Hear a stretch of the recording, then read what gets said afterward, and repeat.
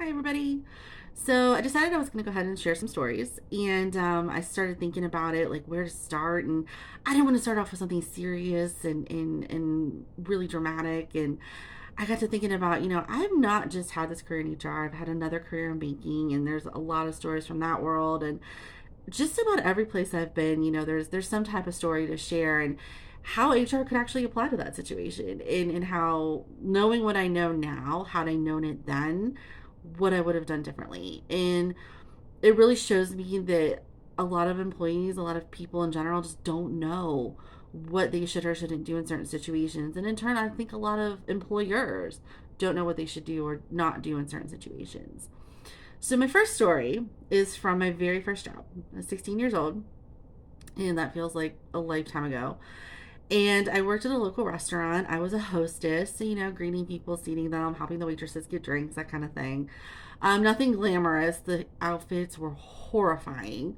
Um, but I worked there about a year.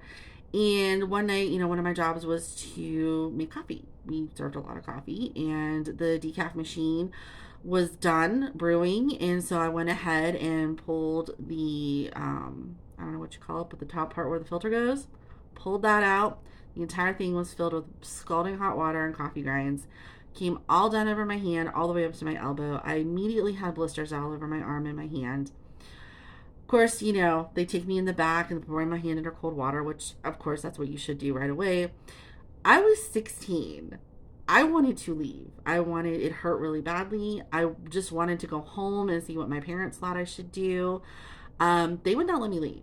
They made me stay until my relief showed up, which took about an hour and a half.